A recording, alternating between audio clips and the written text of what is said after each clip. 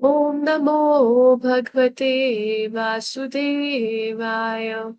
ॐ नमो भगवते वासुदेवाय। ॐ नमो भगवते वासुदेवाय। ॐ अज्ञानतिमिरान्धस्य ज्ञानाञ्जनशलाकया चक्षुरुन्मिलितं येन तस्मै श्रीगुरुवे नमः।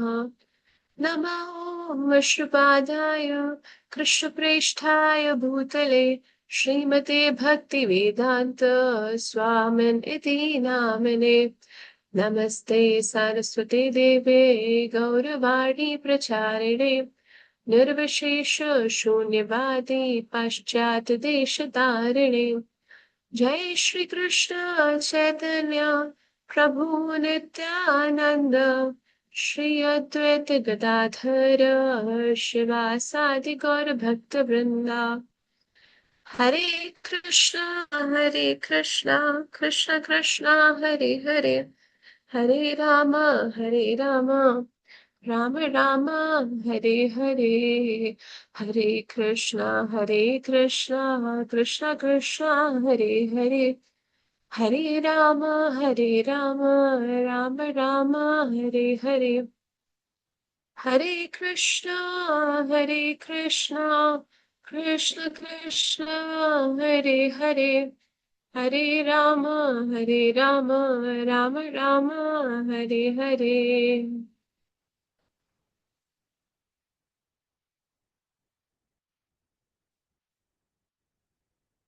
Hare Krishna everyone, Hari Bol Dhanvat Pranam and welcome in today's Beats of Devotion session, है ना।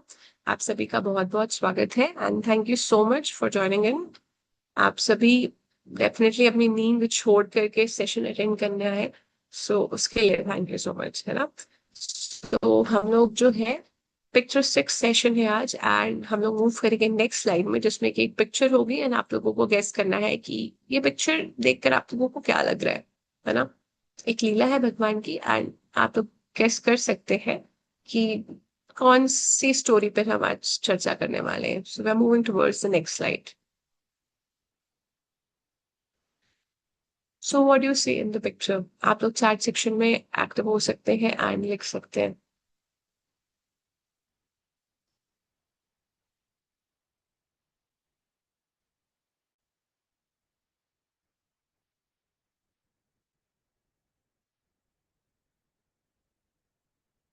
Anyone, any guesses?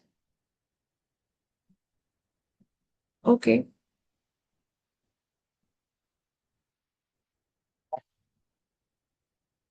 Okay you can, no worries. Okay, okay. So basically ये जो पिक्चर आप लोगों को दिख रही है ना, आप इतना तो गेस कर पा रहे होंगे कि इस पिक्चर में एक स्नेक है, बहुत बड़ा सा, है ना। और वो किसको निगल रहा है, ये थोड़ा सा गेस करना टफ है ना। पीछे हमें एक रिवर दिख रही है, कौन सी नदी है वो।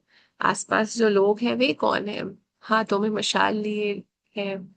हम ये तो गैस कर पा रहे हैं, हाथों में वो मशाल लिए हुए हैं, लकड़ी लिए हुए हैं ना, लठ जिसको बोलते हैं। सो बेसिकली आज की जो स्टोरी है वो Krishna the supreme personality of God की नंबर 34 से लिया गया है ना। सो जिसमें डिस्क्रिप्शन है कि विद्याधर जो है वो कैसे उनका मोक्ष हुआ एंड शंखचूड़ जो है उनका कैसे वध हुआ। तो इस चैप्टर में ये दो चीजों का डिस्क्रिप्शन दिया गया है, तो आज हम इसी पे चर्चा करेंगे, ठीक है।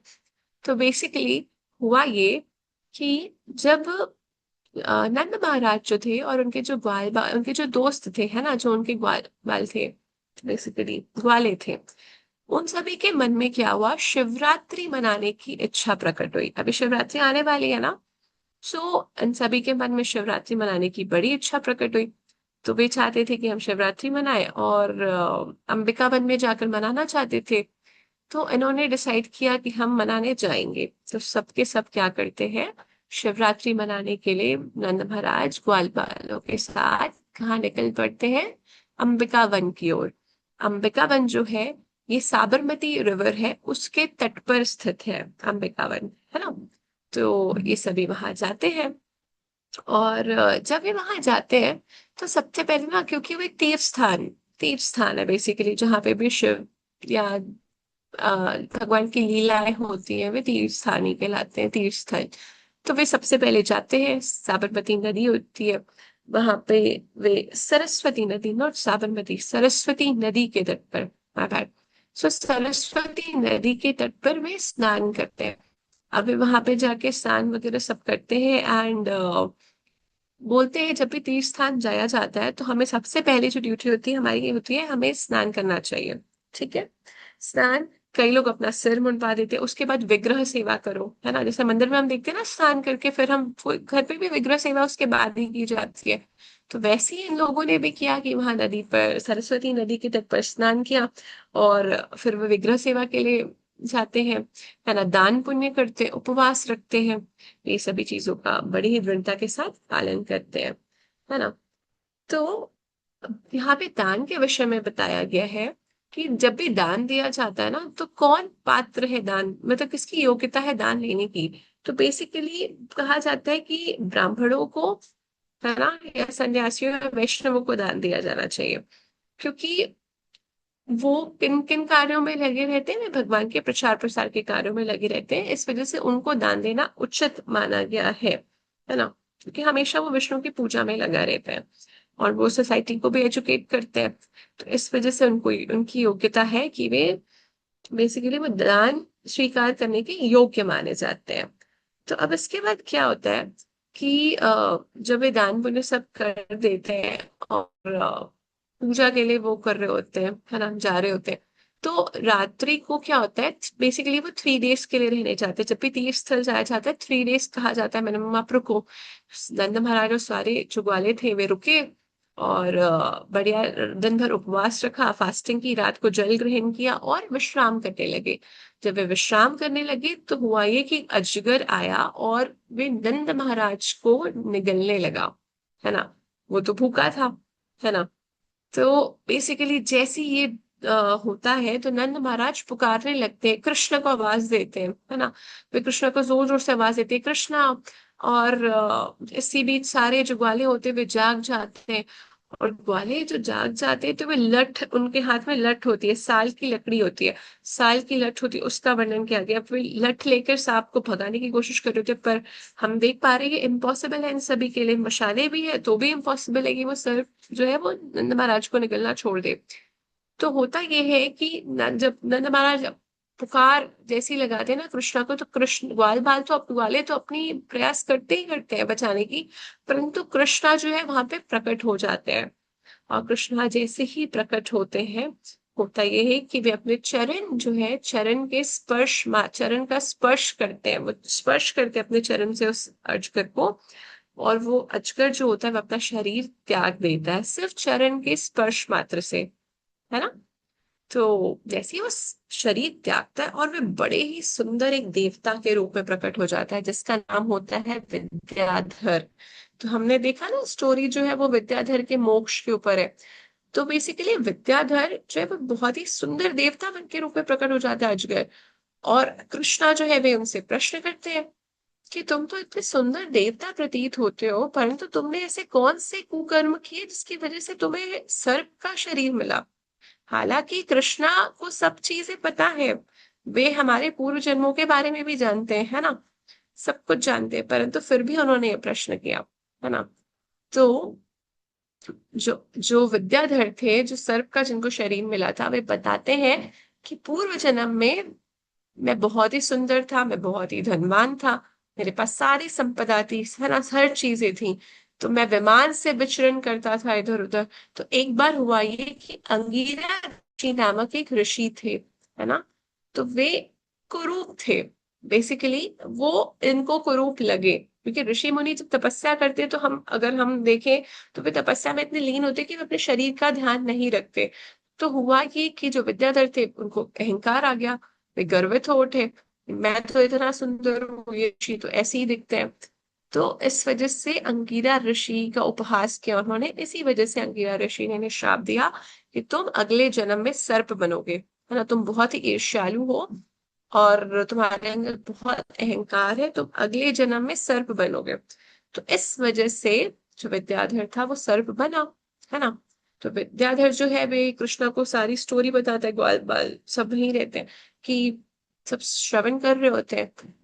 तो जो हमारे विद्याधर होते हैं वो क्या करते हैं, नंद महाराज तो छूट जाते हैं उनके उससे, क्योंकि वह शरीर छोड़ ही चुके होते हैं अपना सर्प का।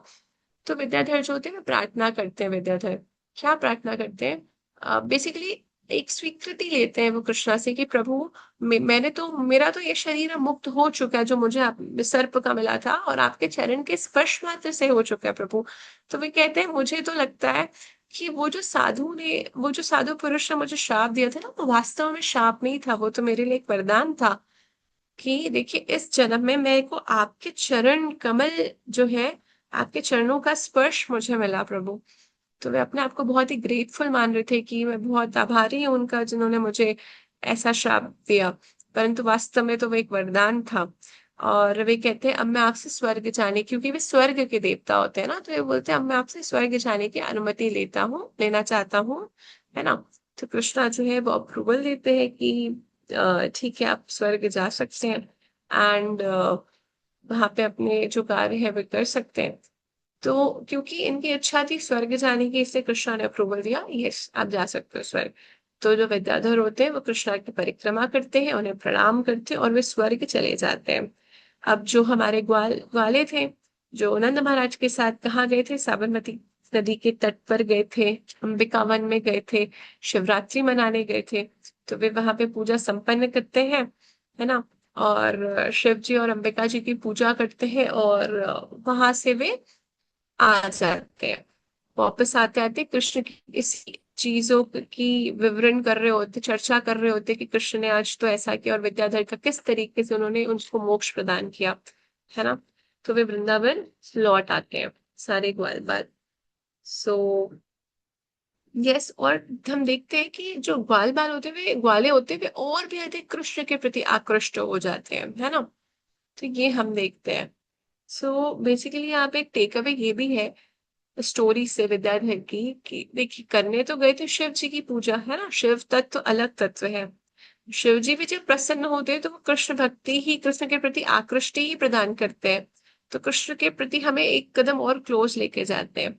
तो आप देख सकते हैं कि शिव जी और उनकी पूजा करने गए थे, किसी भौतिक लाभ के लिए नहीं करने गए थे, है ना। कोई भौतिक लाभ की इच्छा नहीं थी। शिव जी जब प्रसन्न होते तो वे स्वयं ही, शिव जी उनकी पूजा से प्रसन्न हुए कि उनके कोई भौतिक लाभ नहीं है, उन्होंने उन्हें कृष्ण के और करीब लेकर गए। इससे टेक अवे हम यही ले सकते हैं कि हमें भी कभी भी भगवान से किसी भौतिक लाभ के लिए नहीं कामना करनी चाहिए, है ना। यदि हम सुख भोगना चाहेंगे तो हम मतलब कोई बेसिकली सेंस नहीं है, यदि हम सुख भी भोगना चाहते हैं ना, तो कोई सेंस नहीं है। हमें भगवान दे तो देंगे, पर उसके लिए भी हमें किसी देवी देवताओं के पास जाने की आवश्यकता नहीं है, क्योंकि उनको भी वो शक्ति जो है वो कृष्णा ही प्रदान करते हैं, है ना। उनकी आराधना करो, सब चीज करो, उनकी पूजा करो, परंतु उनसे कुछ मांगो मत, है ना। तो ये चीज है। एंड जैसे ये लीला समाप्त होती है ना, तो क्योंकि इस चैप्टर में दो स्टोरीज का डिस्क्रिप्शन है, एक तो विद्याधर का मोक्ष एंड दूसरा था शंखचूड़ का वध। अब हम देखते हैं शंखचूड़ है कौन, है ना। कौन है ये शंखचूड़ और कैसे आया। तो होता ये है कि बेसिकली एक सुहानी रात में कृष्ण और बलराम जो है वो व्रजांगनाओं के साथ, मतलब जो व्रज व्रज में रहने वाले जो गोपियां उनके साथ कहाँ जाते हैं, वृंदावन के घने वन में जाते हैं, रात्रि भ्रमण करने जाते हैं। और जब ये जाते हैं बहुत ही सुहानी हवा चल रही होती है, तो कृष्ण और बलराम जो है वे क्या करते हैं, गाना शुरू कर देते हैं, है ना। जैसे ही वे गाना शुरू करते हैं, जो गोपियां होती है अपना सुध बुध खो बैठती हैं, क्योंकि कृष्णा और बलराम इतना मधुर गाते हैं, इतने मधुर स्वर में गाते हैं कि जब भी वे उनकी आवाज सुनती है वे उनमें खो जाती है। तो वे जो है उनके जो केश थे वे खुल गए, उनके वस्त्र शिथिल हो गए, है ना। और उनकी जो मालाएं थी वे पृथ्वी पर गिरने लगी। तो ये चीज होता है, तो ये देख कर क्या होता है, जो शंखचूड़ कौन है, शंखचूड़ कुबेर जो होते हैं ना उनके एक असुर, असुर पार्षद कह लो। तो कुबेर के बेसिकली पार्षद ही होते हैं, पर वो असुर पार्षद है। तो उनको लगता है कि ये सारी चीजें तो कृष्ण आपके आनंद के लिए, उनके आनंद के लिए नहीं है, मेरे आनंद के लिए, है ना। तो ये जो गोपियां हैं, इनका आनंद वे कैसे ले रहे हैं, मैं लेना चाह, मतलब बेसिकली वो लेना चाहते थे आनंद, है ना। तो वे क्या करते हैं, जो शंखचूड़ होते हैं, वो क्या करता है कि गोपियों को जब वे लीन होती है भगवान के उसमें, तो वो कहाँ लेकर चले जाने की कोशिश करता है, नॉर्थ डायरेक्शन की तरफ, मतलब बेसिकली उनका उनको उस जगह से लेकर किडनैप करना चाह रहा होता है, और वे लेकर जा रहा होता है। तो जैसे ही होता है, तो जो गोपियां ये रियलाइज करती है, तो फिर आवाज लगाती है, कृष्णा हमें बचाइए। तो कृष्णा नोज एवरीथिंग, वे कहते हैं डरने की कोई आवश्यकता नहीं, मैं बस अभी आ रहा हूँ, है ना। और कृष्णा जो है वे जाते हैं कहाँ पे, जैसे ही वे शंखचूड़ के पास जाते हैं, शंखचूड़ क्या करते हैं, जब देखते हैं ये दोनों भाई आ रहे हैं, ना केवल कृष्णा, बलराम भी साथ में आ रहे हैं, और ये अत्यंत बलवान प्रतीत हो रहे हैं दोनों भाई, तो वे क्या करते हैं, सारी को छोड़ देते हैं, व्रजांगनाओं को छोड़ देते हैं, और वे भागने लगते हैं, है ना। जो शंखचूड़ होता है वो खुद भागने लगता है।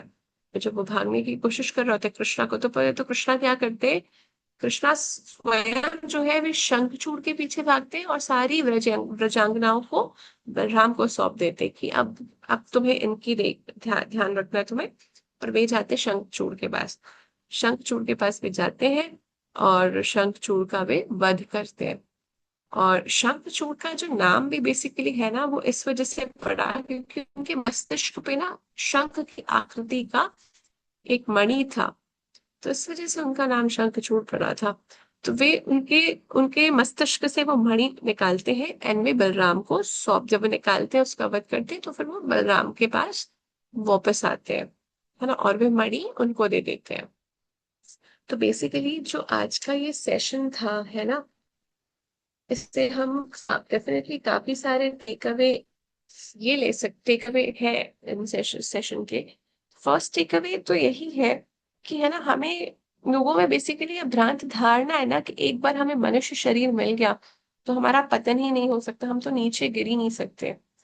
परंतु हमने देखा कि विद्याधर जो थे वो स्वर्ग में देवता थे, देवताओं की बहुत एक्सॉल्टेड पोजिशन होते थे, very near and dear to Krishna, उसके बावजूद भी वहां से गिरे, है ना। सो ये है कि आप तब भी गिर सकते हैं अगर आपके अंदर फॉल्स ईगो हो, तो भी आप गिर सकते हैं। अगर आपके अंदर अहंकार आ जाए ना, तो आपका पतन निश्चित है। भक्ति में भी अहंकार भी आ जाए, और बेसिकली एनवी, है ना, ईर्ष्या, तो it is the killer of भक्ति। तो आपका पतन कभी भी हो सकता है। तो आप ये मत सोचिए कि अगर हमें मनुष्य जन्म मिल गया है ना, डेफिनेटली भक्ति करने वाले जो भक्त होते हैं उनको डरने की आवश्यकता नहीं है, है ना, उनको अगला जन्म मनुष्य जन्म ही मिलेगा, परंतु उनकी भक्ति वहीं से स्टार्ट होगी, डेफिनेटली होगी। परंतु यदि हमारे कर्म ही जो नॉर्मल, जब हम मनुष्यों की बात करें जो भक्ति के मार्ग पर है ही नहीं, तो कभी भी हमारा पतन निश्चित है। और यदि हम एग्जॉल्टेड वैष्णव या किसी भी भक्ति की लाइन में हो भी आ भी जाते हैं, तो भी हमारे गिरने की लेकिन संभावना बनी रहती है एट द सेम टाइम, है ना। तो ये दोनों चीजें होती है। सेकेंड टेक अवे जो है वो ये है कि हमें कभी भी ना, बेसिकली जो हमने फर्स्ट में ही कवर किया है, कि अहंकार नहीं करना चाहिए, चाहे वो हमारी संपदा हो, चाहे हम कितने ही सुंदर दिखे, है ना, चाहे कुछ और। हमें अब कभी भी अहंकार नहीं करना चाहिए कि मैं तो ऐसा हूँ, दूसरा व्यक्ति तो ऐसा है।